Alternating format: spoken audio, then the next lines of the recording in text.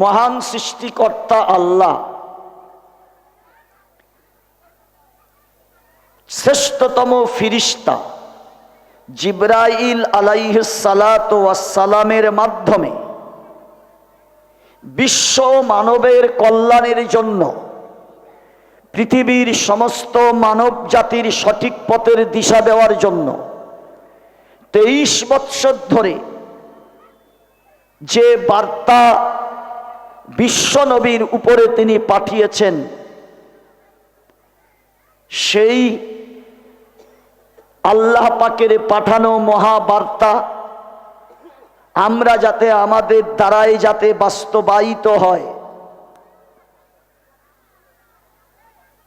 তার সংকল্প নিয়ে আজকের এই মাদ্রাসা, আজকের এই জলসা।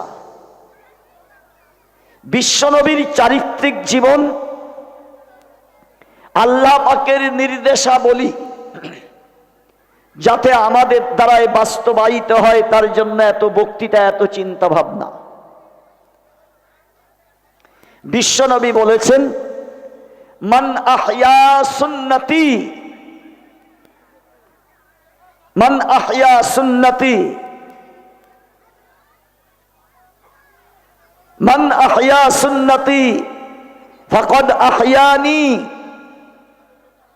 যে আমার একটা চরিত্রকে জিন্দা করলো, একটা সুন্নতকে জিন্দা করলো, সে যেন আমাকেই জিন্দা করলো। যে আমি নবী মারা গিয়েছিলাম, সে আমাকে জিন্দা করেছে। আমার একটা সুন্নতকে জিন্দা করা মানে আমাকেই জিন্দা করা। আর যে আমাকে জিন্দা করবে, আল্লাহর নবী বলছেন, আমার সঙ্গেই সে জান্নাতে যাবে। এই কথাটা যাতে বাস্তবায়িত হয়, তার জন্য মাদ্রাসা, বক্তৃতা, তবলিগ, ওয়াজ, নসিহত সব কিছু। সেই মাজমাই যদি সুন্নত জবাই হয়ে যায়, নবীর চরিত্র যদি জবাই হয়ে যায়, তাহলে এখান থেকে উঠে গিয়ে আল্লাহর নবীর চরিত্রকে জিন্দা করবো আশা করা যায় না। আমরা স্টেজে যারা বসে আছি, বক্তা, শ্রোতা, সভাপতি, আমাদের মর্যাদার জন্য আপনাদের কাছে বলিনি। বিশ্বনবীকে সম্মান জানিয়ে, বিশ্বনবীর সুন্নতকে সম্মান জানিয়ে বিক্ষিপ্ত অবস্থা আপনারা যারা বসে আছেন, আমি অনুরোধ করব, আল্লাহর নবীর সুন্নতকে সামনে রেখে আপনারা খালি জায়গাগুলো ভরতে পারবেন? নবীর মহাব্বতের পরিচয় দিতে পারবো। আমার ভাষা বুঝতে পারছেন না মনে হচ্ছে? আমি তো বাংলা ভাষায় বলছি, বুঝতে পারছেন না? আপনারা যদি এইটুকু কষ্ট সহ্য করতে না পারেন, তা আপনাদের নিয়ে আমরা দেশ জয় করব কি করে? আপনারা আমার কথাটা খুব হালকা করে দেখছেন, তার কারণ একটা আছে। আমি তো 4 চাকা জোরে আসিনি, আর আমার ভিজিটটা 25,000 টাকা নয়। আমি ওটা বুঝি, পাগল নই। 25,000 টাকা একটা বক্তা যদি আনতে পারতাম, 4 চাকা চড়ে আসতো, আপনারা সবাই তাকিয়ে থাকতেন, অমুক জায়গায় থেকে বক্তারা এসেছেন, তার বক্তৃতা শুনতে হবে। আমার নবী সাল্লাল্লাহু আলাইহি ওয়াসাল্লাম যখন হাদিসটা বলেন, মাজলিসু ফিকহিন খায়রুম মিন ইবাদাতি 60 সানাতান,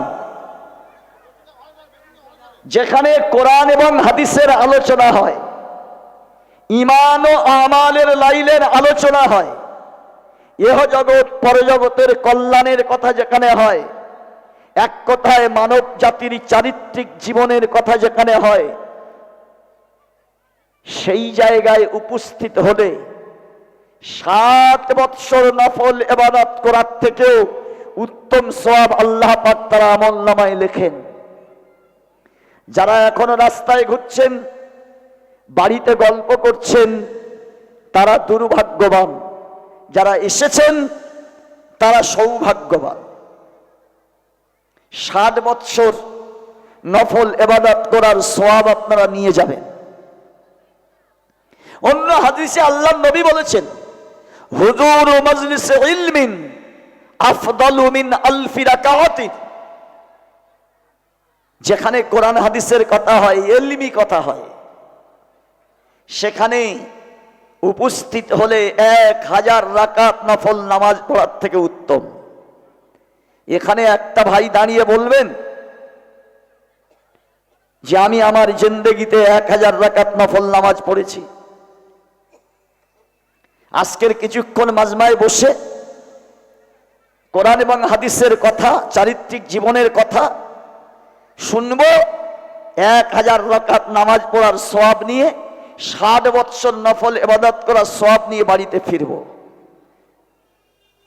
সেজন্য আল্লাহ রাব্বুল আলামিন কোরআন পাকে বলেছেন, কিয়ামতের কঠিন দিনে আল্লাহ পাক ঘোষণা করবেন, কোটি কোটি মানুষদের মধ্য হতে সব থেকে বুদ্ধিজীবী, সব থেকে জ্ঞানী, সব থেকে চালাক, সব থেকে চতুর যারা, তাদেরকে ফেরেশতারা তোমরা বাছাই করে করে এনে জান্নাতে প্রবেশ করিয়ে দাও, জান্নাতে ঢুকিয়ে দাও। ফেরেশতারা জিজ্ঞাসা করবেন, আল্লাহ, এর মধ্যে জ্ঞানীকে, বুদ্ধিজীবীকে, চালাককে, চতুরকে,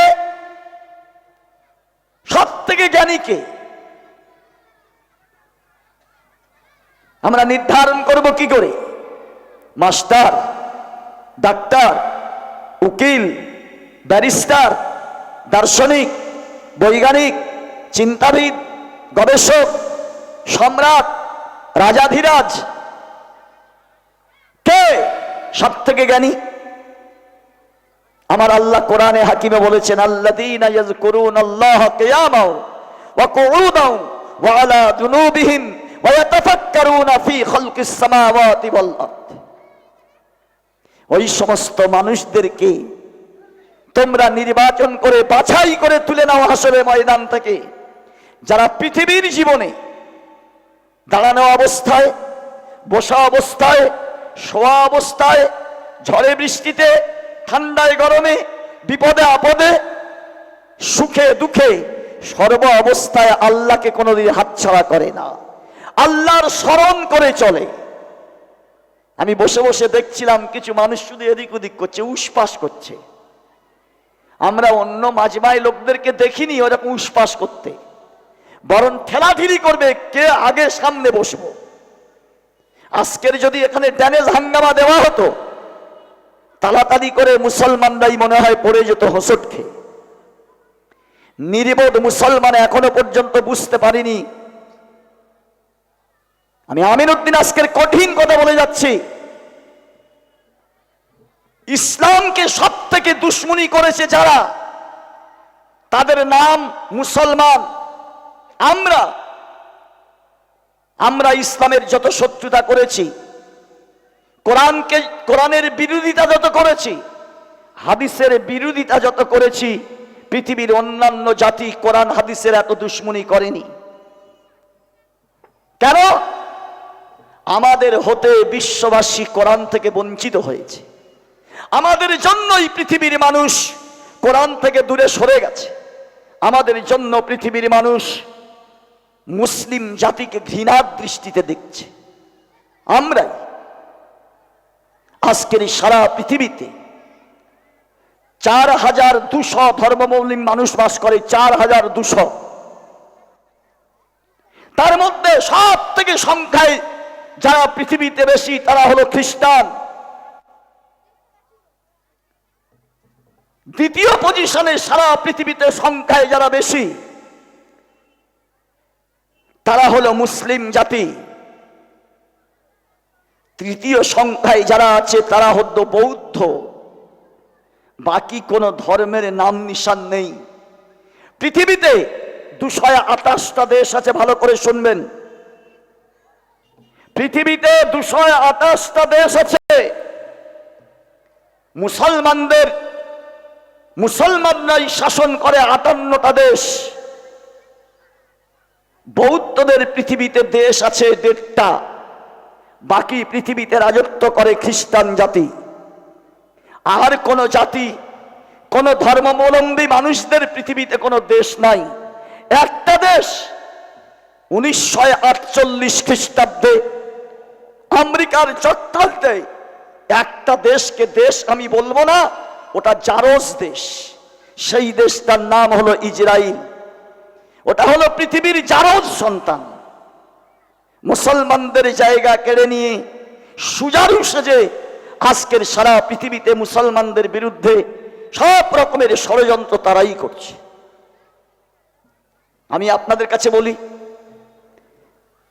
অন্যান্য ধর্ম যাদের কোনো দেশ নেই, যারা সংখ্যায় 50,000, 1 লাখ, 10 লাখ, 1 কোটি, 2 কোটি, আমি আমিনউদ্দিন আজকের বলে যাচ্ছি, পৃথিবীতে মুসলমানের সংখ্যা হলো 275 লক্ষ। 275 লক্ষ পৃথিবীর জনসংখ্যার নিরিখে দ্বিতীয় সংখ্যায় আমরা মুসলমান। আমি আপনাদের জিজ্ঞাসা করছি, 4,200 ধর্ম পৃথিবীতে থাকলে পৃথিবীর অন্যান্য ধর্মরা এত মার খায় না,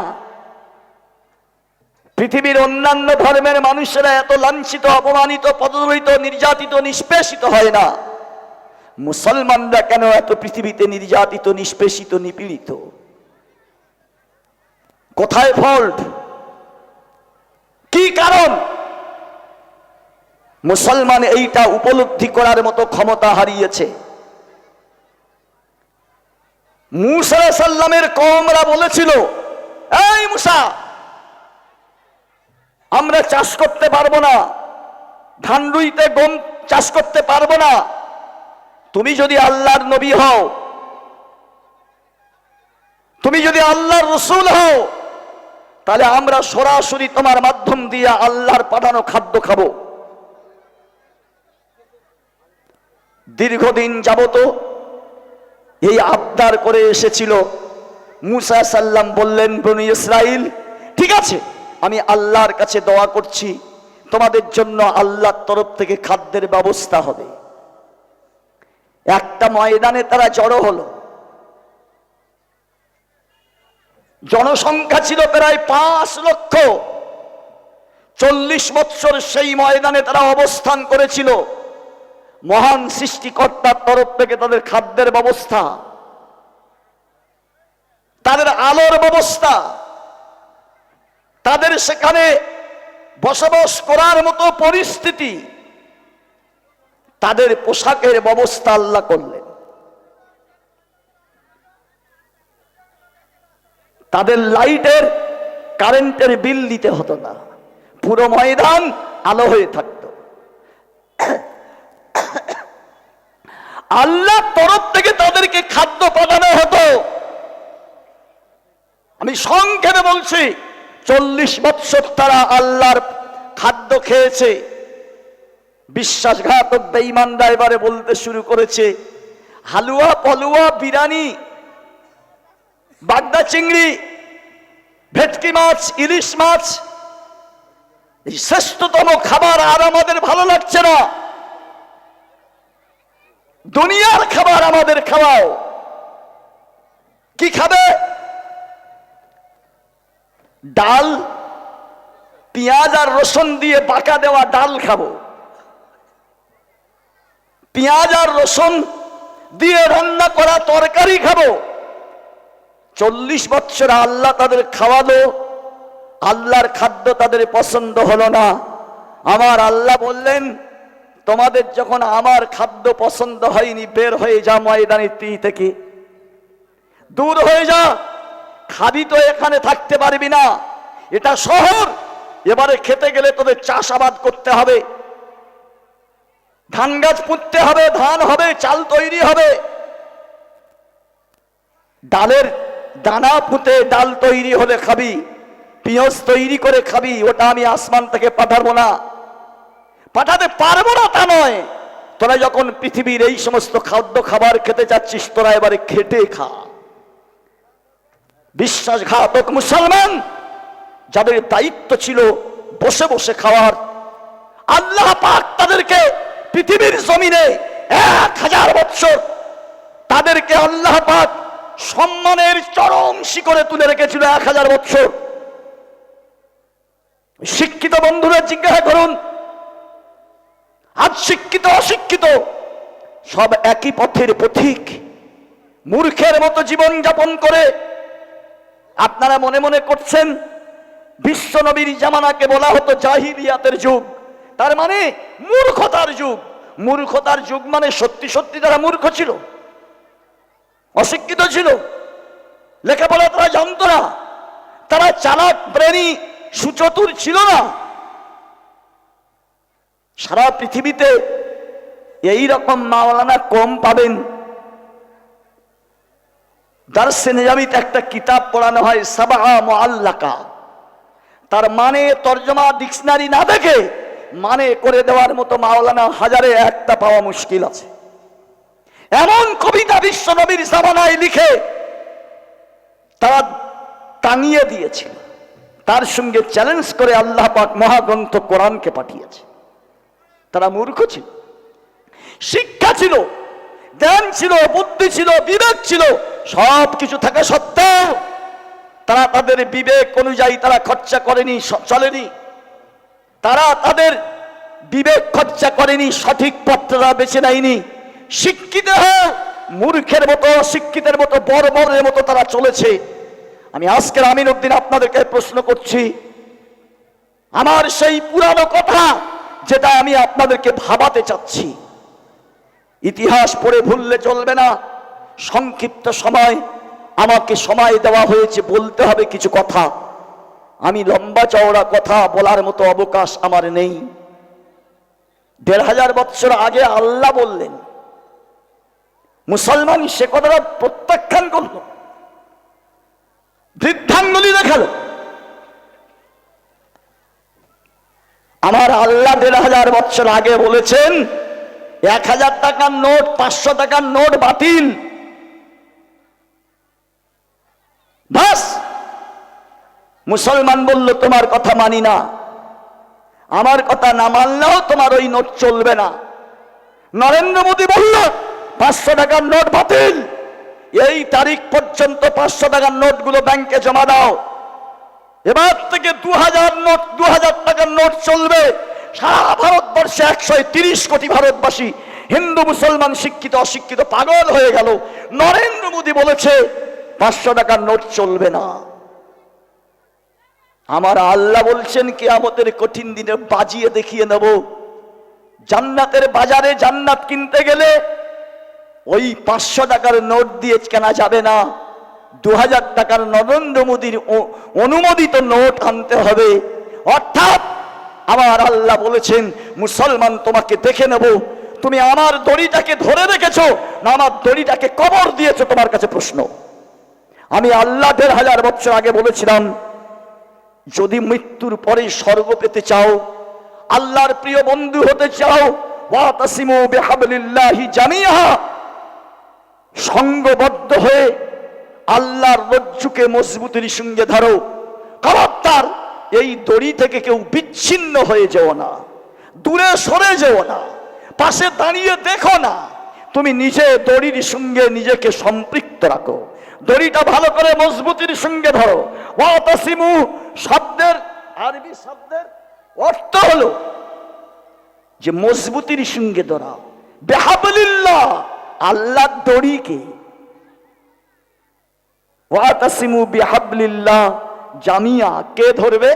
টুপিওয়ালা, দাড়িওয়ালা, মাস্টার, ডাক্তার, উকিল, ব্যারিস্টার, কে ধরবে? আল্লাহকে যে পেতে চাও তাকে ধরতে হবে। ওয়ালা তাফাররাকু, মুফতি আজিজুর রহমান সাহেবের বৃদ্ধাঙ্গুলি দেখিয়ে দূরে সরে যাও না, বিচ্ছিন্ন হয়ে যাও না, ছিটকে যাও না, ভবিষ্যৎটা ভয়ঙ্কর হবে। ওদিকে আল্লাহ নবী যখন এই আয়াতটা পড়ছেন, আবু জেহেল তখন চতুর্দিকে ছড়িয়ে দিচ্ছে, খবরদার, ও একটা পাগল, ও মস্তিষ্ক বিকৃত।